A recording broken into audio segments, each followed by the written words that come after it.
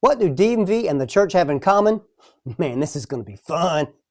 Hi, I'm Greg, and this is God and the Gearhead. Let me start this video by telling you how this topic came up. In a recent video, I asked people to let me know what they were struggling with. One of the comments says, I'm a Christian, but do I have to attend church? So, let's settle this like grown men in a shop argument, shall we? I'm already a Christian. Do I have to go to church? Or can I just stay home in my basketball shorts and call it online fellowship? You ever hear somebody say, I love Jesus, I just don't do church? Well, that's kind of like saying, I love engines, but I don't believe in oil changes. Well, let's break this down into two words, justification and sanctification. This is where DMV and the church come in. First, justification. We're going to consider this the DMV office. Justification means you're made right with God by faith in Christ Jesus. Not by church attendance, not by sitting in a pew, not by drinking bad fellowship hall coffee, and definitely not by pretending you know all the words to hymn number 247.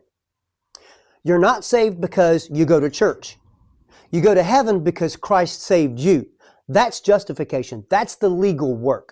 The title transfer, debt paid, case closed. Sounds like a day at the DMV, doesn't it? It's the legal process of making you right before God. So no, going to church is not what justifies you. But let's talk about sanctification. Now look at it like this. Sanctification, it's the toolbox that God uses to help you bring your life into alignment with God to live in, and the church is one of those tools. Sanctification is how God grows you. That's the ongoing work. That's wrench turning, actually. That's the alignment, the tune-up, the correction, the sharpening. And let's be honest, most of us are spiritually like an old truck that pulls to the left, has a mystery rattle, and at least one warning light that we've been ignoring for months. You see, church, God's garage, is where God often uses preaching, fellowship, correction, encouragement, and other believers to help straighten out your life. Can you be a Christian and skip church? Yeah, sure, for a while. But you cannot be a healthy, growing, and obedient long-term while treating Christ's body like it's an accessory. The church isn't a brush guard that you add on later.